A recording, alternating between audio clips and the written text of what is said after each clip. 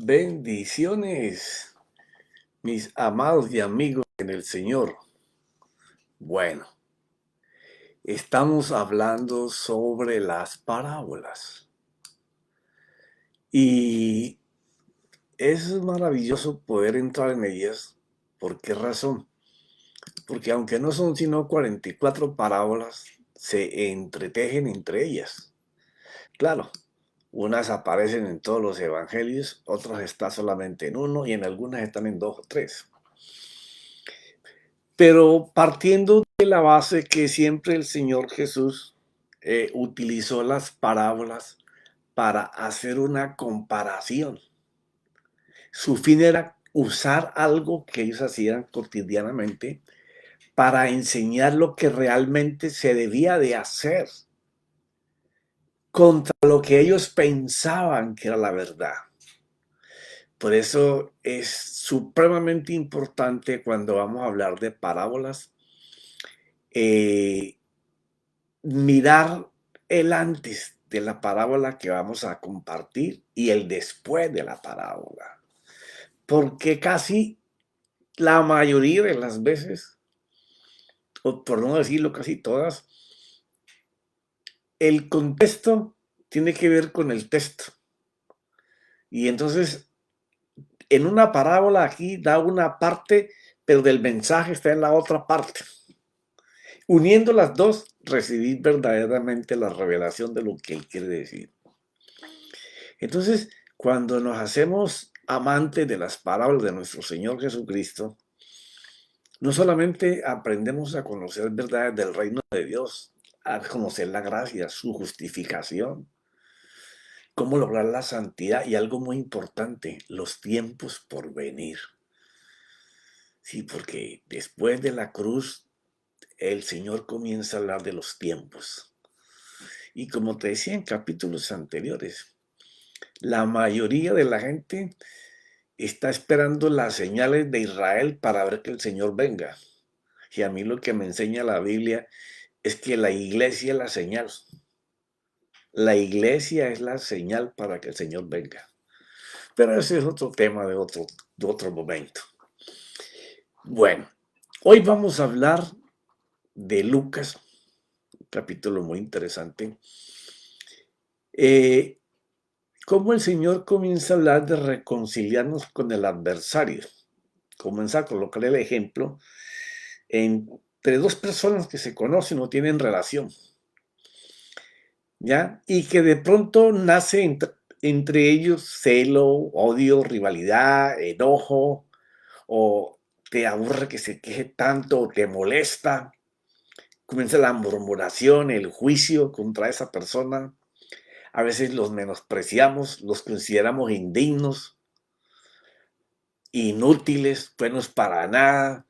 O peor aún, aquellos enemigos ocultos que nos ganamos, que no sabemos por qué nos tratan con indiferencia o nos quieren hacer a un lado, pero que siempre nos hacen sentir mal. Y siempre buscan el momento apropiado o están esperando, preparándose mentalmente en su casa por semanas, tal vez por días, para cuando me diga tal cosa le voy a decir tal otra.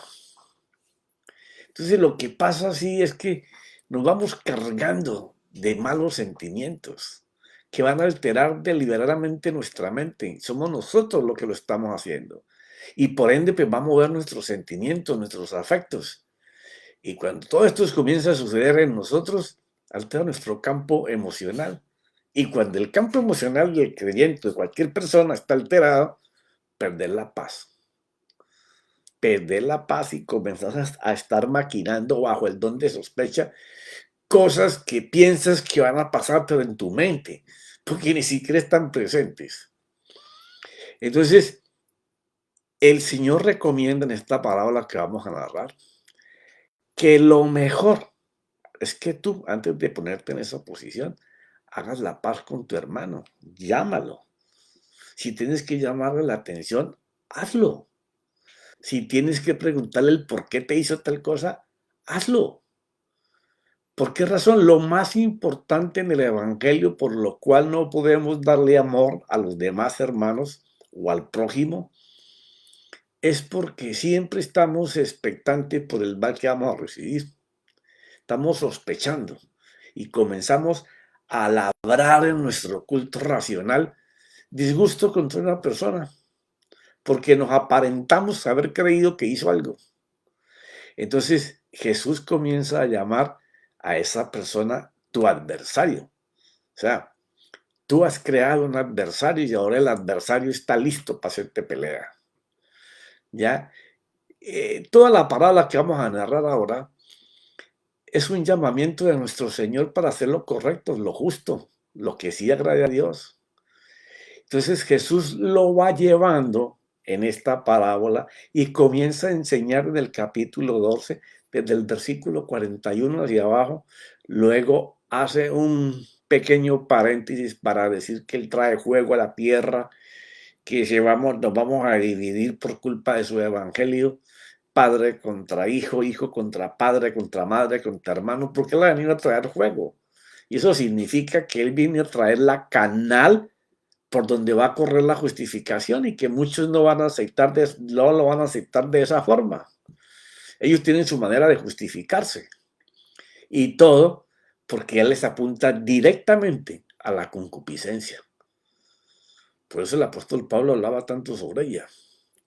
Son aquellos deseos intensos que requieren nuestra razón para tener satisfacción. O sea, cuando nosotros no podemos tener ese principio de fe, ese principio de amor en nuestra fe, nuestra razón siempre nos va a estar dirigiendo, nos va a estar diciendo la actitud que tenemos que tener, las palabras que tenemos que decir. Entonces comienza la carne, que es la concupiscencia del hombre, a levantarse en contra de personas o de cosas.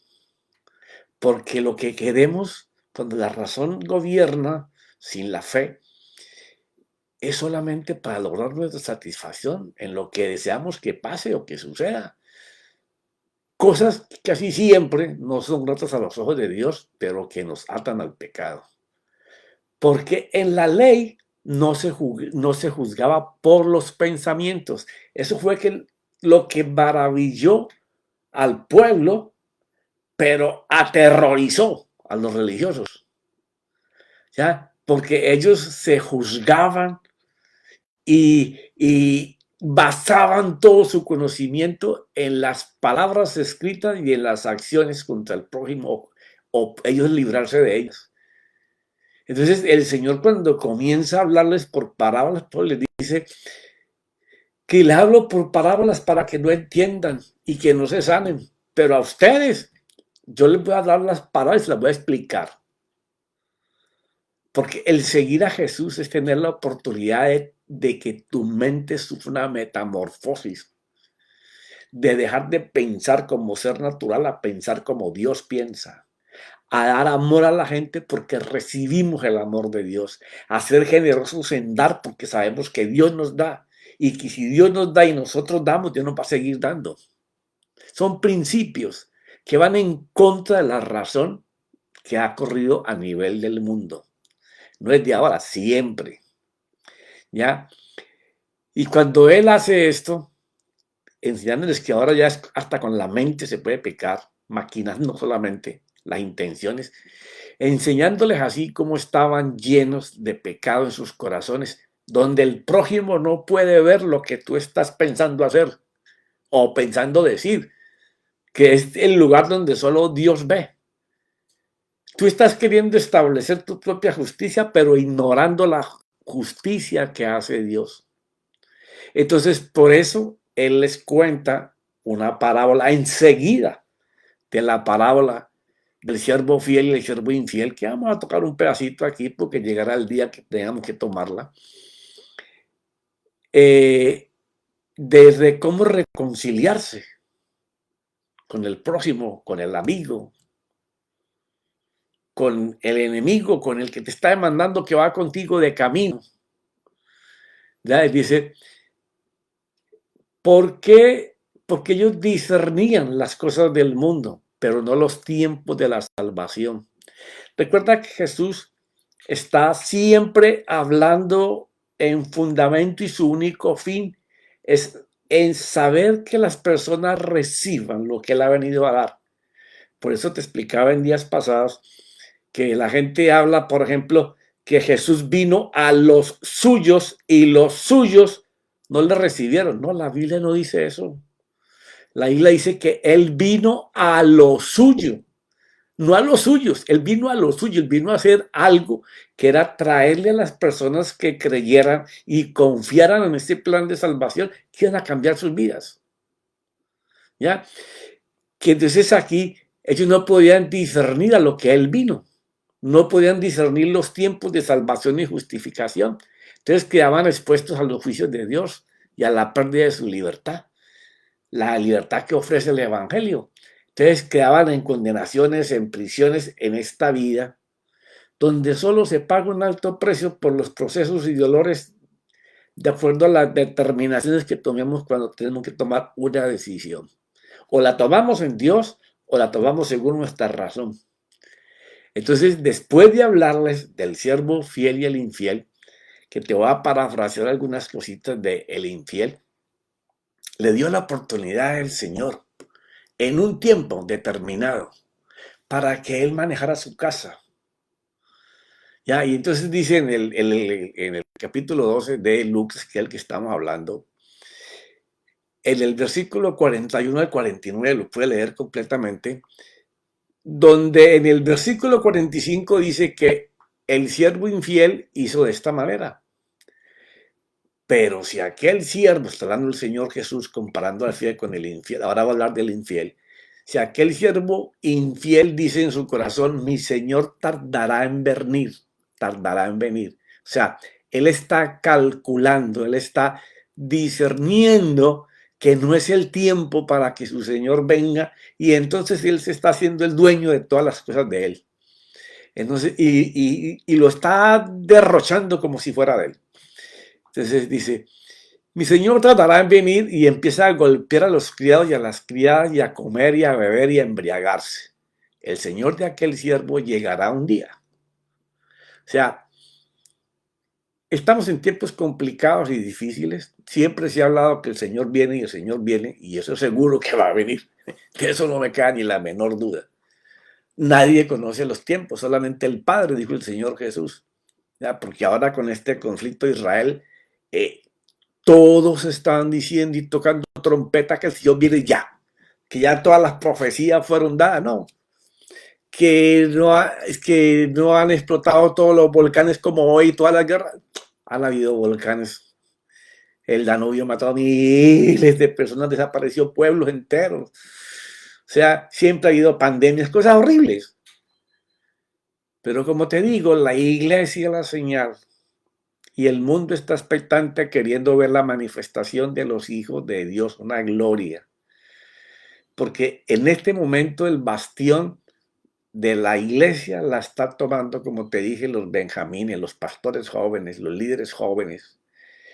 Que es impresionante que en un mundo que le ofrece tantas cosas a los jóvenes, Dios está levantando jóvenes empoderados, mujeres y hombres empoderados, dedicados a la presencia del Señor. Han entendido que a nosotros nos tomó tal vez mucho tiempo comprenderlo, que si no está el Espíritu Santo sobre nuestras oraciones, no estamos orando con entendimiento. Si el Espíritu Santo no está sobre lo que leemos, no podremos meditar. Entrará nuestra razón a leer como los judíos de ese mismo tiempo. Entonces ellos han entendido que en esta dispensación, así como hubo una en que el Padre se manifestó, una en que el Hijo se manifestó, en esta el Espíritu Santo es el dueño y Señor. Y Él lo único que hace es darle gloria a Jesucristo. Porque así lo determinó el Padre desde que lo envió. Entonces, esos jóvenes van a hacer una carrera en donde van a comenzar a vivir esa santidad en el Señor que es progresiva. Pero también se va a ver la manifestación de poder, de gloria. Evangelio, como decía Pablo, que no son palabras de sabiduría, sino palabras con poder. Palabras que te tocan el corazón y te hacen temblar, te desafían al cambio. Entonces, dice el Señor hablando sobre esta persona, este personaje, llegará un día, cuando él no se lo espera. Y aún ahora que él tampoco sabe. ¿No te parece familiar esto con algo? Como la venida de él. Y en ese momento que él no lo espera y que no sabe que viene ese día, lo azotará severamente. Es un juicio, es un juicio. Porque el domingo enseñaba a nuestro pastor sobre este tema, que esto es algo que va a suceder. Tú y yo podemos ser salvos porque creemos en la gracia de nuestro Señor, en su cruz, en su sangre, en su redención. Pero cuando lleguemos allá, al cielo, vamos a tener un juicio por nuestro comportamiento aquí. ¿Qué hicimos con lo que Él nos dio? Con los dones, con los talentos. Algunos ganarán miles de almas. Otros edificarán hogares. Otros llevarán esperanza, fe, confianza, pero cada uno tiene una labor que hacer. ¿Ya? Y entonces dice que le asignará un lugar con los incrédulos. A este hombre que estaba haciendo eso con lo que era de él. Y aquel siervo que sabía la voluntad de su señor. Esto me encanta cuando Lucas escribe de esta manera. O sea, ese personaje conocía del Señor.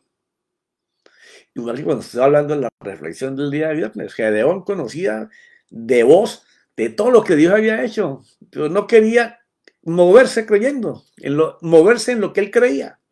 Entonces, este conocía, sabía la voluntad de su Señor, pero hizo todo lo contrario. ¿Ya? Y no se preparó ni obró conforme a su voluntad, recibirá muchos azotes. O sea, este personaje no pudo discernir la venida de su Señor y le costó que lo encontró fuera del lugar. Y entonces, como lo encontró fuera del lugar, recibió castigo. Y lo más grave, lo colocó con gente que, aunque hablaba de Dios, que no lo conocía, con los incrédulos. Entonces, el mensaje que apenas va a empezar, vamos a ver hasta dónde llegamos, es Lucas 12, del 54 al 59. Después de que enseño el siervo fiel y el infiel, ahora viene una parábola que se va a enlazar con esta primera. Decía también a las multitudes, o sea, a la misma gente que le dio el mensaje anterior del siervo infiel e infiel, que le dijo que él venía a traer fuego, y ese fuego es consumidor, que santifica, que te exige vivir para él, que te quema por dentro diciendo que eres mío. Ahora a esa misma multitud le comienza a decir por qué no disciernen los tiempos en que viven, por qué él está allí presente y les viene a explicar a lo que él vino y ellos no lo quieren recibir, no lo quieren entender. Entonces dice que a las mismas multitudes, dice, cuando veis una nube que se levanta en el poniente, al instante decís, viene un aguacero. Y de verdad que así sucede. Sabes ver las nubes cuando va a llover y no falla que tú digas que va a llover porque llueve. Y cuando sopla el viento del sur decís, va a hacer calor. Y así pasa. O sea, ustedes pueden discernir las cosas que pasan en el mundo, ¿ya? En el planeta Tierra. Pueden discernir la comunicación entre el cielo y la tierra para la bendición del agua que trae las nubes, ¿cierto? Y el calor que se necesita para que las plantas germinen y den fruto. Ustedes pueden discernir eso. Lo ven todos los días. Han aprendido a discernir eso. Pero no han aprendido a discernir mi plan de salvación, de redención, de lo que yo quiero hacer con ustedes en este tiempo y con cada uno, porque tengo una misión y un propósito para cada cual, al cual yo le repartí una fe a todos iguales, pero que depende como tú la uses, así va a ser de grande tu fe. Y así vas a poder colocar tus dones y las habilidades que te di para que yo sea glorificado. Entonces, después de que les dice que ellos pueden discernir lo que Dios manda de allá arriba para que sean bendecidos acá abajo en el mundo natural, porque la lluvia se necesita, pero el calor también. Él mismo lo prometió, que siempre habría lluvia y había calor en Génesis, para que siempre el hombre tuviera provisión. Entonces dice en el versículo 56, no les dice, oye, qué bueno que ustedes disciernen los tiempos y saben cuándo sembrar y no sembrar. Aunque no dice eso, pero es para eso que es la lluvia y el calor. Ya, les dice, hipócritas. O sea, gente falsa. Por eso empieza allá arriba, te empecé hablando de cuando tenemos cosas contra alguien y no los enfrentamos para decirles lo que de verdad sentimos o lo que nos está pasando, y si nos incomoda, decirle por qué nos incomoda. Y mira, he roto la relación contigo porque es que de verdad hay cosas que tú dices o que tú me hablas que a mí no me gustan. Y entonces hay una diferencia ahí. De esas cosas es que está hablando. ¿Por qué? Porque ese dardito se va metiendo dentro de ti hasta romper tu campo emocional por estar pensando en qué hacer con esa persona. Porque esa es la concupiscencia. Buscar cómo complacer el deseo que tú tienes adentro. Entonces le dice hipócritas. Una persona hipócrita es la que finge ser lo que no es, pero en su corazón vive su verdadero deseo, lo que él desea que pase de verdad con esa persona o en esa situación. ¿Ya? Él finge que no es así, pero lo que él desea por dentro es que pase eso, que ese deseo que tiene suceda. Allí está su verdadero sentimiento y opinión, con el fin de recibir reconocimiento o de que él mismo se sienta satisfecho por lo que ha hecho. O finge sacar provecho de la persona o de la ocasión, porque puede que esa persona le sea de provecho o puede que esa persona le sirva en ese momento que está viviendo. Entonces lo quiere usar. La hipocresía es el resultado del orgullo y esta enseña su soberbia y falta de humildad. Por eso les dice, sabéis examinar el aspecto de la tierra y del cielo. Entonces, ¿por qué no examináis este tiempo presente? O sea, recuerda que te dije que esto se enlazaba con la otra que medio te hablé un poquito, porque después en algún momento vamos a hablar de ella. O sea, saben examinar eso y no saben examinar el tiempo en que están viviendo, ni a lo que yo vine. Entonces, ¿por qué no examinas este tiempo presente o el tiempo en que vivís? ¿Por qué no juzgáis por vosotros mismos lo que es justo?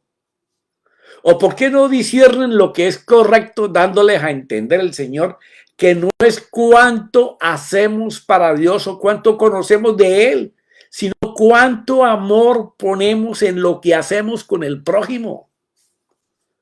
Porque el hecho de que haya diferencia entre tú y otra persona no puede escachar el amor, porque tu fe entonces no va a funcionar.